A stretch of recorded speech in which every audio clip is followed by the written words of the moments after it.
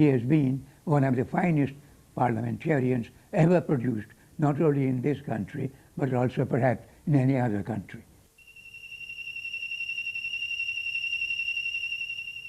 Throughout his life, he was always a humanist first and always stood by those who needed help. He is not at all a big leader which is standoffish. Actually, he used to mix with everybody.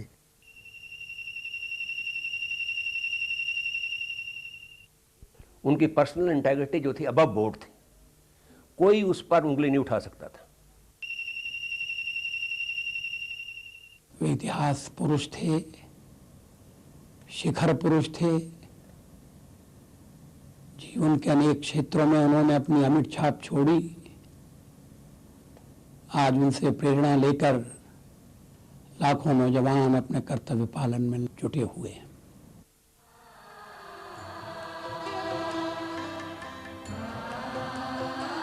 कुछ इतिहास निर्माता ऐसे भी होते हैं जिन्हें स्वयं इतिहासकार भुला देते हैं, लेकिन इतिहास पर जिनकी छाप मिटाए नहीं मिट पाती, ऐसे ही एक इतिहास निर्माता थे श्यामा बाबू।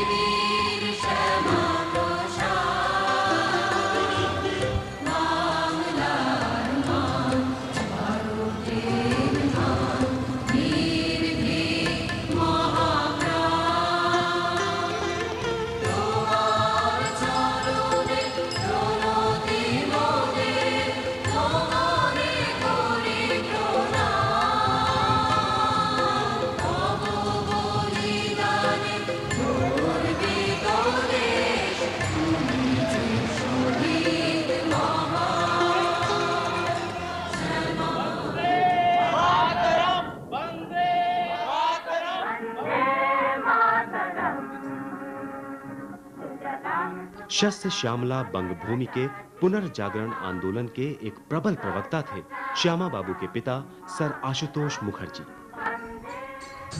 कोलकाता हाई कोर्ट के जज और कोलकाता विश्वविद्यालय के वाइस चांसलर सर आशुतोष ने इसी विश्वविद्यालय से बंगाल में ही नहीं, सारे देश में आधुनिक ज्ञान विज्ञान की गंगा बहाई, आधुनिक भारत के निर्माता कहलाए।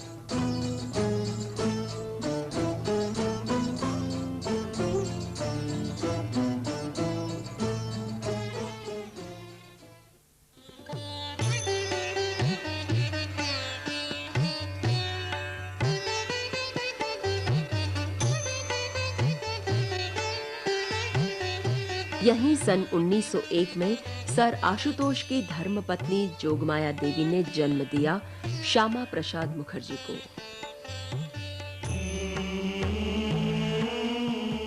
बालक के कानों में धर्मपरायण माता की कृपा से हमारी धर्म संस्कृति के मंत्र गूंजते रहे।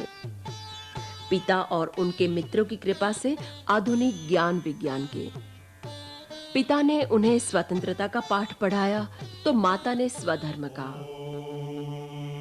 बालक श्यामा को स्वधर्म और स्वराज का ये पाठ अपने स्कूल मित्तर इंस्टीट्यूट में भी पढ़ने को मिला। इसे उनके पिता ने ही छात्रों में राष्ट्रवादी संस्कार डालने के लिए खुलवाया था।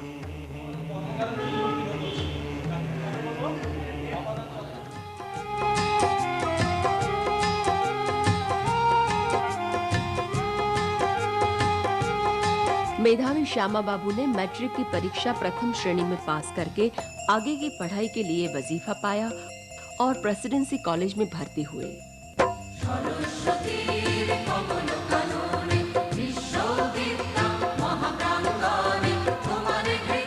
श्यामा बाबू को अंग्रेजी अच्छी लगती थी तो बांग्ला से उन्हें प्यार था। उनके पिता विश्वविद्यालय में भारतीय भाषाओं में एमए का प्रावधान करा चुके थे। स्वभाषा को स्वदेश प्रेम से जोड़ते हुए श्यामा बाबू ने अंग्रेजी में नहीं, बांग्ला में एमए किया। यहां भी प्रथम श्रेणी में प्रथम। 16 अप्रैल 1922 उनका विवाह प्रसिद्ध कवि बिहारीलाल चक्रवर्ती की पोती सुधामय देवी से हुआ। श्यामा बाबू अंग्रेजी व बांग्ला दोनों में ही बहुत अच्छा लिखने लगे। कॉलेज की पत्रिका के सह संपादक बने। साथ ही अंग्रेजी दैनिक कैपिटल के लिए टीचर्स डायरी नामक कॉलम लिखते रहे। जज पिता ने बेटे को कानून पढ़ाना जरूरी समझकर बीएल में दाखिला कराया। इसमें भी वो प्रथम श्रेणी में प्रथम रहे।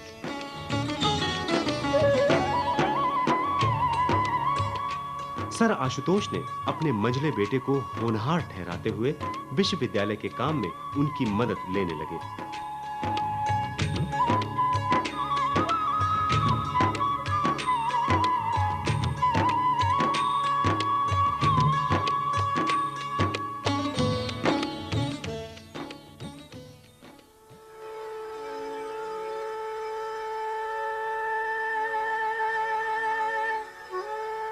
अभी बीएल का नतीजा भी नहीं आया था कि श्यामा बाबू पर वज्रपात हुआ। उनके पिता सहसा चल बसे। तब श्यामा बाबू मात्र 23 वर्ष के थे।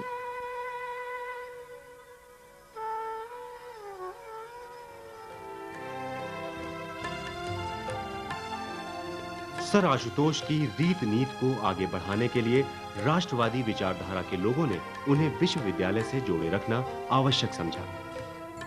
वो पहले सेनेट और बाद में सिंडिकेट के लिए चुने गए।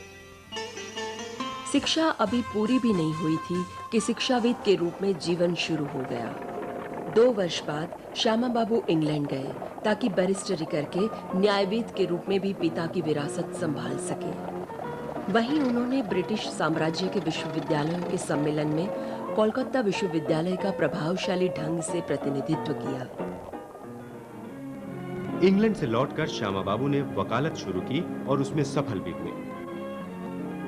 लेकिन श्यामा बाबू का पहला प्यार शिक्षा से था और उसी की खातिर 1929 में विश्वविद्यालय क्षेत्र से कांग्रेस के टिकट पर विधान परिषद के लिए चुनाव लड़े और जीते।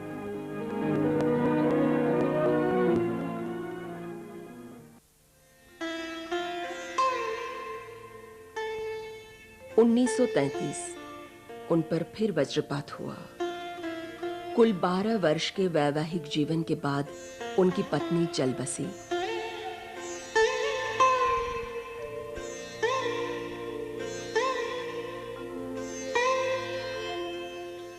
जब हमको मदर मर गया ना, छोटा भाई तो 3 साल का, उनके ऊपर हमारा सिस्टर 5, मैं 7, मेरा बड़ा भाई 9, एकदम छोटा छोटा। इसके बाद श्यामा बाबू ने अपने को पूरी तरह से विश्वविद्यालय के काम में डुबो दिया। यही वजह थी कि कुल 35 वर्ष की आयु में श्यामा बाबू कोलकाता विश्वविद्यालय के वाइस चांसलर बना दिए गए, दुनिया के सबसे कम उम्र के कुलपति। During the 4 years of his vice chancellorship, he initiated and implemented more than 40 schemes, most of which are beneficial for the students and teachers as well. अपने पिता की नीति पर चलते हुए श्यामा बाबू ने बांग्ला को मैट्रिक तक शिक्षा का माध्यम बनवा दिया। अंग्रेजों के विरोध के बावजूद दीक्षांत समारोह बांग्ला में संचालित करवाया और मुख्य अतिथि के रूप में बुलवाया गुरुदेव रविंद्रनाथ टैगोर को। फिरंगियों के वर्चस्व को हटाकर उन्होंने विश्वविद्यालय के प्रतीक चिन्ह को भारतीय स्वरूप दिया। लगातार 2 बार वाइस चांसलर रहने के बाद जब 1938 में श्यामा बाबू ने पद छोड़ा, तब कृतज्ञ विश्वविद्यालय ने उन्हें मानद डीलिट प्रदान की। उसी वर्ष काशी हिंदू विश्वविद्यालय ने डॉक्टर ऑफ लॉ से सम्मानित किया। अपने पारिवारिक संस्कारों से श्यामा बाबू राष्ट्रवादी थे। उस समय राष्ट्रवादी होने का मतलब कांग्रेसी होना था, लेकिन एक अंग्रेज यून द्वारा स्थापित कांग्रेस में भी कई तरह की विचारधाराएं चलती रही थी। श्यामा बाबू उनमें से किसी से भी पूरी तरह से सहमत नहीं थे। वे गोपाल कृष्ण गोखले की उस नरम विचारधारा को ठीक समझते थे कि अंग्रेज जितनी भी आजादी दे रहे हो, उसका भरपूर लाभ उठाया जाना चाहिए। 1857 के गदर के बाद से अंग्रेज शासक बराबर हिंदुओं और मुसलमानों में फूट डालकर राज करने की नीति अपनाते आए थे। इसी नीति का एक नमूना श्यामा बाबू अपने बचपन में देख चुके थे, बंग भंग आंदोलन में। सोनार बांग्ला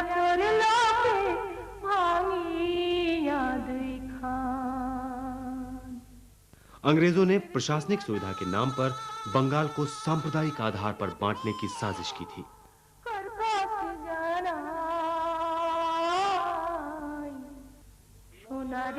हिंदू मुस्लिम एकता की नींव हिलाने के लिए अंग्रेजों ने एक बहुत आसान और अचूक नुस्खा अपनाया, मुसलमानों के मन में हिंदू राज का डर बैठाने का। उन्होंने कहा, एक आदमी एक वोट वाली प्रणाली में तो बहुसंख्यक हिंदुओं का राज होकर रहेगा। राष्ट्रवादी हिंदुओं और मुसलमानों में अपनी बांग्ला अस्मिता पर जोर देकर बंग भंग खत्म करवाया था। इसीलिए भारतीय मुसलमानों में पुनर्जागरण लाने वाले सर सैयद जैसे लोगों ने पढ़े लिखे मुसलमानों को एकता की जगह राजनीतिक बराबरी का मुद्दा उठाने के लिए प्रेरित किया। उन्होंने अपने को इस्लाम के गौरवशाली अतीत से जोड़ा और अंग्रेजों से राजनीतिक संरक्षण मांगने की नीति अपनाई। हिंदू मुस्लिम बहस में कड़वाहट आने लगी। 1916 में अफ्रीका से भारत लौटे गांधी जी ने कांग्रेस को इस सारी बहस से ऊपर उठा देने की राजनीति चलाई। श्यामा बाबू के मन में गांधी जी के लिए पूरा आदर था, लेकिन बहुत से कांग्रेसी नेताओं की तरह उन्हें भी उनकी कुछ बातें अव्यावहारिक लगती रही। उन्होंने पहले कांग्रेसी की हैसियत से विधान परिषद से इस्तीफा दिया। उसके बाद स्वतंत्र उम्मीदवार की हैसियत से वही सीट फिर हासिल कर ली। उन्हें लगा, अगर मैं हट गया तो अंग्रेज आराम से विश्वविद्यालय पर राष्ट्रवाद विरोधी नीतियां थोपने लगेंगी। तभी श्यामा बाबू को हिंदू महासभा में शामिल होने का न्योता मिला, लेकिन उन्होंने ठुकरा दिया। वो आजादी की लड़ाई में मुसलमानों को साथ लेकर चलने के पक्ष में थे। उनका विरोध मुस्लिम अलगाववाद से ही था। उसी के चलते शुरू से विधायिका में हिंदू मुसलमान के लिए अलग-अलग सीट रखने की मांग उठती आई थी। सन 1932 में अंग्रेजों ने कम्युनल अवार्ड देकर उसे मान लिया। बंगाल विधायिका में हिंदू और मुस्लिम सीटों में 2 और 3 का अनुपात रखा गया। श्यामा बाबू कोई ऐसा दल तलाशने लगे जो राष्ट्रवादी भी हो और बंगाल के अल्पसंख्यक हिंदुओं के हितों की रक्षा भी कर सके। अंततः वे हिंदू महासभा से ही जुड़ गए, जिसके नेता वीर सावरकर कभी क्रांतिकारी रह चुके थे।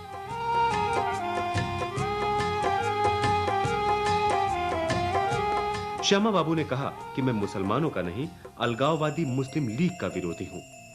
इसीलिए मुस्लिम लीग उन्हें सांप्रदायिक नेता सिद्ध करने में जुट गई। When he was speaking for the Hindus, he explained why he had joined the Hindu Mahasabha. He said that Congress in those days would not look after the interest of the Hindus, whereas the Muslim League was always fighting for the Muslim rights. So, in this sense, Hindus were almost helpless. उधर हिंदू महासभा के कार्यवाहक अध्यक्ष की हैसियत से उन्होंने बंगाल को मुस्लिम league के चंगुल से छुड़ाने का बीड़ा उठाया। इस सिलसिले में वो अपने पिता के जूनियर रह चुके फजलुल हक से मिले और 1941 में एक नई प्रगतिशील संयुक्त सरकार बनवा दी। इसमें वो वित्त मंत्री बने। He challenged the governor Herbert, saying that there is a lie spread out by the British government that Hindus and Mohammedans cannot work together in running the government. उधर इतिहास करवट बदल रहा था। हिटलर दूसरा विश्व युद्ध छेड़ चुका था। जर्मनी का सहयोगी जापान अपनी फौज भारत की ओर बढ़ा रहा था। ब्रिटेन की सरकार युद्ध जीतने में भारतीय नेताओं का सहयोग मांग रही थी।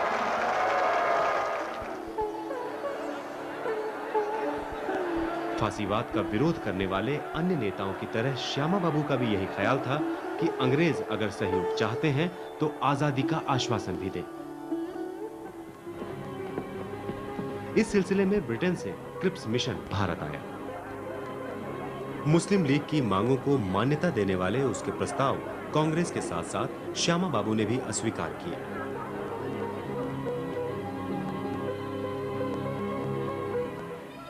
बाद में महात्मा गांधी बोले, पहले आजादी दो, उसके बाद सहयोग मांगो। 9 अगस्त 1942 को उन्होंने एक चकित और चमत्कृत करने वाला नारा दिया, देश की जनता विद्रोह कर उठी।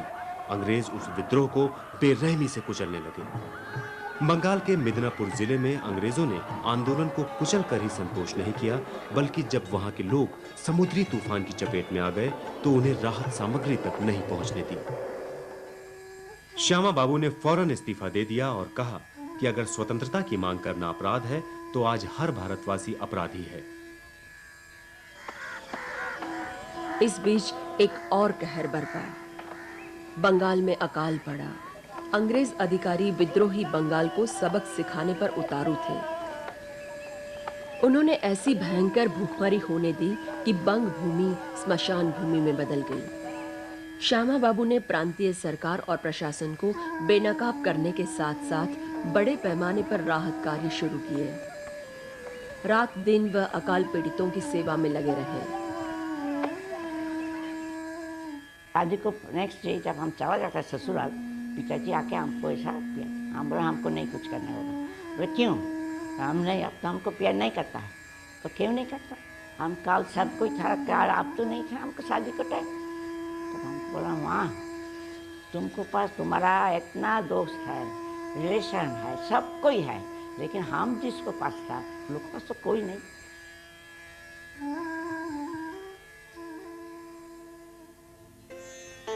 अंग्रेजों पर प्रहार करने और राष्ट्रवाद की आवाज जन जन तक पहुंचाने के लिए श्यामा बाबू ने सन 1944 में अंग्रेजी में दैनिक नेशनलिस्ट और बांग्ला में हिंदुस्तान निकाला। विश्व युद्ध में जीत सुनिश्चित हो जाने पर अंग्रेजों ने राजनीतिक सौदेबाजी फिर से शुरू की। मुसलमानों की ओर से मुस्लिम लीग को बुलाया गया और हिंदुओं की ओर से कांग्रेस को। अंग्रेजों ने मुस्लिम लीग के इस दावे पर मोहर लगा दी कि मुसलमानों की एक ही पार्टी है, लीग। कांग्रेस तो धर्मनिरपेक्षता की आड़ में हिंदुओं की नुमाइंदगी करती है।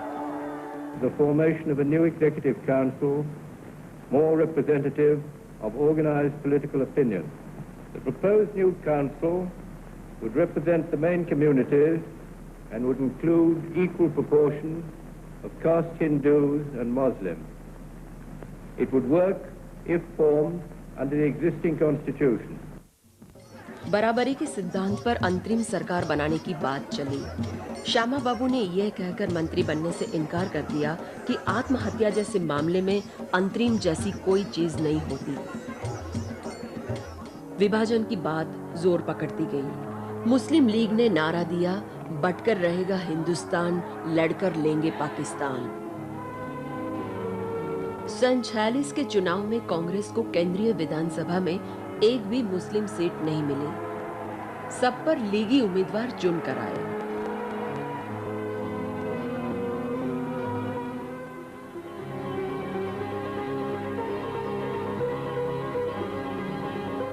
श्यामा बाबू पहले बंगाल विधानसभा के लिए और बाद में संविधान सभा के लिए चुने गए।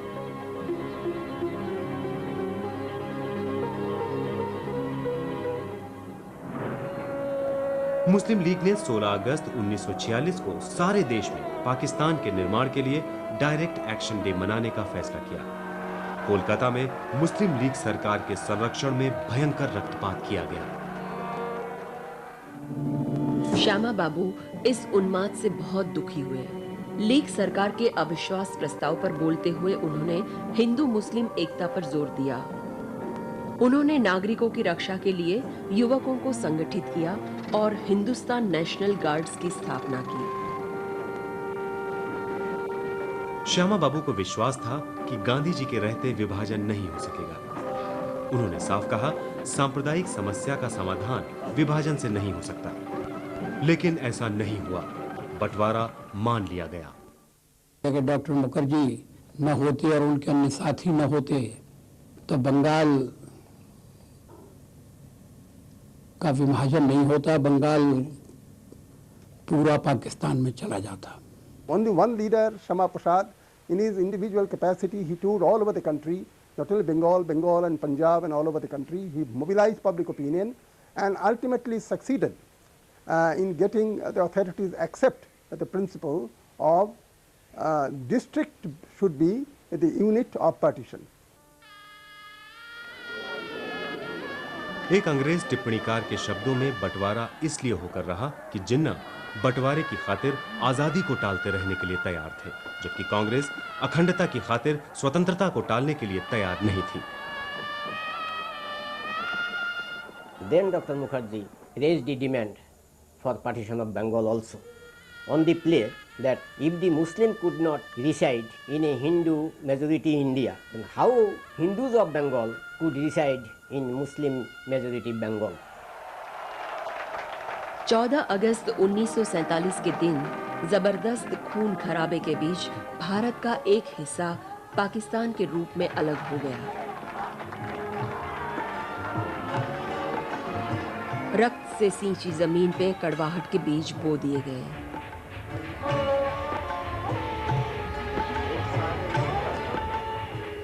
गांधी जी के कहने पर नेहरू जी ने श्यामा बाबू को स्वाधीन भारत के प्रथम मंत्रिमंडल में शामिल किया।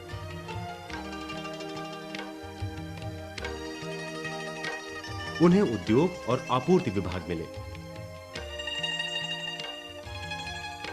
वे कुशल मंत्री साबित हुए। It is a solemn and sacred trust which we Indians have agreed to perform to the best of our ability. Sindri fertiliser, Chittaranjan locomotive और हिंदुस्तान एयरक्राफ्ट जैसे कारखाने स्थापित कराए।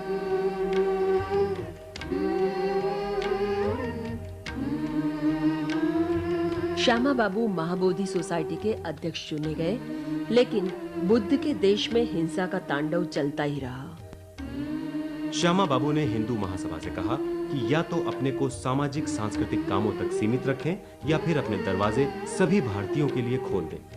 ये नेक सलाह नहीं मानी गई, इसलिए सभा से उन्होंने अपना नाता तोड़ लिया। लेकिन उन्हें अपने भविष्य से ज्यादा पूर्वी बंगाल के हिंदुओं के वर्तमान की चिंता थी, जिन्हें बड़े पैमाने पर भगाया जा रहा था।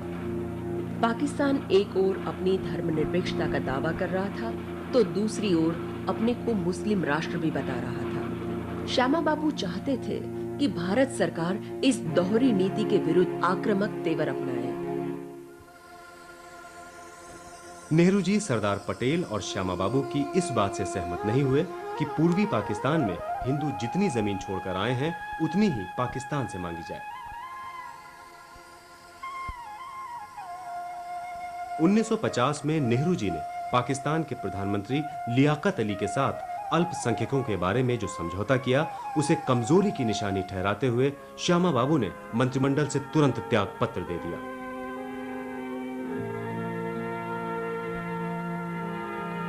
सत्ता और राजनीति दोनों से मुंह मोड़कर श्यामा बाबू अपना पूरा ध्यान पूर्वी पाकिस्तान से बेघर होकर आए हिंदुओं के पुनर्वास में लगाते रहे। कुछ समय बाद अक्टूबर 1951 में उन्होंने कांग्रेस के विकल्प के रूप में भारतीय जनसंघ नामक एक नए राजनीतिक दल का गठन किया।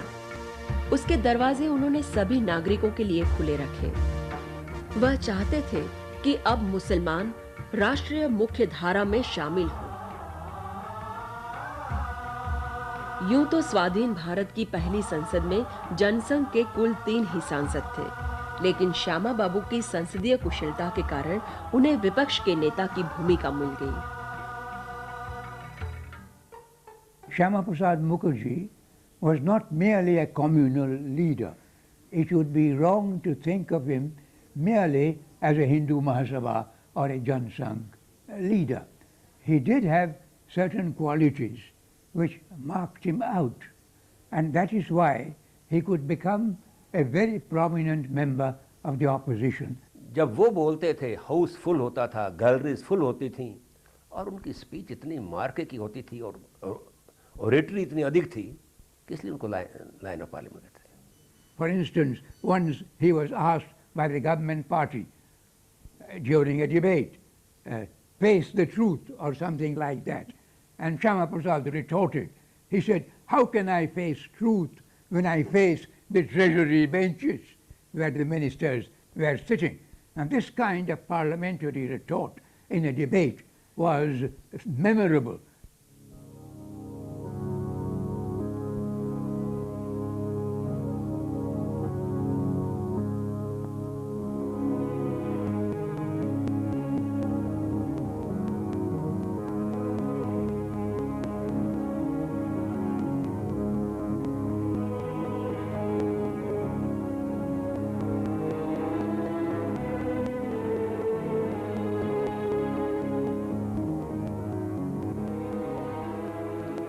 उत्तर में कश्मीर की समस्या दिन ब दिन उलझती गई।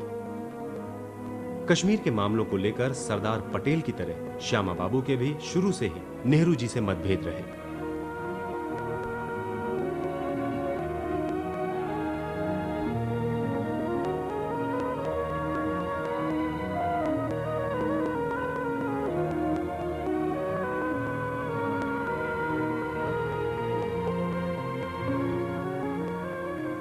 उन्हें न तो ये ठीक लगा कि हमलावरों को पूरी तरह खदेड़े बगैर मामला संयुक्त राष्ट्र में ले जाया गया,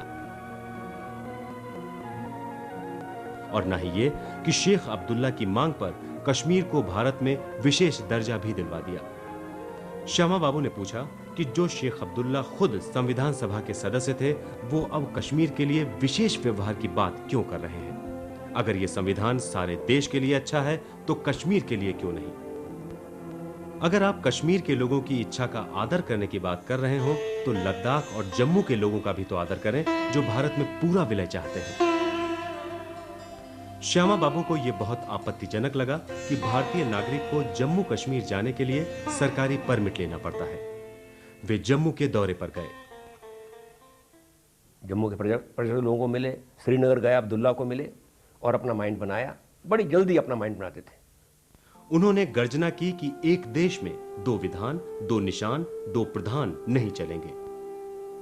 दुनिया के इतिहास में शायद ऐसा कहीं उदाहरण नहीं आपको मिलेगा कि अपने देश का तिरंगा झंडा फहराते हुए लोगों को गोलियों का सामना करना पड़ा। जब उनको बताया गया कि भाई इस तरह से तिरंगा झंडा फहराते हुए लोगों को गोलियां खानी पड़ रही है, तो उन्होंने कहा कि मैं खुद वहां पर जाऊंगा और बिना परमिट के जाऊंगा। श्यामा बाबू ने देशव्यापी आंदोलन छेड़ा और दिल्ली में गिरफ्तार भी हुए। बाद में उन्हें सुप्रीम कोर्ट के आदेश पर रिहा कर दिया गया। वहां से लौटकर उन्होंने शेख अब्दुल्ला को तार से सूचित किया कि मैं लोगों की समस्याएं समझने और उनका शांतिपूर्ण हल ढूंढने के लिए कश्मीर आ रहा हूं। 8 मई 1953 को वैद्य गुरुदत्त, टेकचंद शर्मा, बलराज मधु और युवा पत्रकार अटल बिहारी वाजपेयी के साथ वे दिल्ली से रवाना हुए। हम यहाँ से अम्बाला गए, अम्बाला से जलंधर गए। जलंधर उनको तार मिला डिप्टी कमिश्नर गुरदासपुर का कि हमें आपको हम जाने नहीं देंगे, अरेस्ट कर लेंगे। 11 मई को वो गुरदासपुर पहुंचे। वहां के कमिश्नर ने परमिट न होने पर भी उन्हें आगे जाने की इजाजत दे दी। लेकिन कश्मीर में घुसने के लिए पुल पार कर रहे थे कि वहां के आईजी पुलिस ने उन्हें बिना परमिट घुसने के जुर्म में 2 महीने की गिरफ्तारी के आदेश थमा दिए। और जब वो जम्मू की सीमा पर गिरफ्तार कर लिए गए तो उन्होंने चलते वक्त मुझे कहा था कि वाजपेयी जाओ और देशवासियों से कहो कि मैं जम्मू कश्मीर में प्रविष्ट हो गया हूं, लेकिन मैंने परमिट नहीं लिया है। श्यामा बाबू को जीप में बिठाकर सुदूर श्रीनगर ले जाया गया। वहां उन्हें एक छोटे से बंगले में कैद कर दिया गया। उन्होंने कहा भी कि मैं हार्ट पेशेंट हूँ, मुझे डॉक्टर ने मना किया है कि ज़्यादा हाइट पे मत रहो, और इसको भी ले गए हमको। श्रीनगर की हाइट है 5200 फुट अबव सी लेवल, और जहाँ रखा गया कि जिस कॉटेज में वो उसकी हाइट थी वो 6000 फीट अबव सी लेवल। उनका स्वास्थ्य तेजी से बिगड़ने लगा। 20 जून को बताया गया कि उन्हें सूखी प्लूरसी है। 22 जून को हालत बिगड़ने पर उन्हें एक ऐसे अस्पताल में भेजा गया जिसमें ऑक्सीजन तक की सुविधा नहीं थी। वहीं 23 जून की सुबह 3:40 पर उनका दिल का दौरा पड़ने से देहांत हो जाने की खबर मिली। मृत्यु तुम्हार महिमादित्य अजुत प्राणेर श्रद्धासिक्त मृत्यु तुम्हार महिमा दीप्त अजुत प्राणेर श्रद्धासिक्त। श्यामा बाबू राजनीति में थे, लेकिन उनकी राजनीति न तो समस्या पैदा करने में विश्वास करती थी और न ही समस्याओं को अनदेखा करने में। उनकी सारी कोशिश समस्याओं का समाधान ढूंढने को समर्पित थी। लेकिन कश्मीर प्रसंग में जो बुनियादी प्रश्न श्यामा बाबू ने उठाए थे वो दुर्भाग्य से ज्यों के त्यों बने रहे। মাতৃভূমির অধিকার নিয়ে করেছে রে অভিযান, বিনিময়ে তার বরণ করিলে জীবনের অবসান।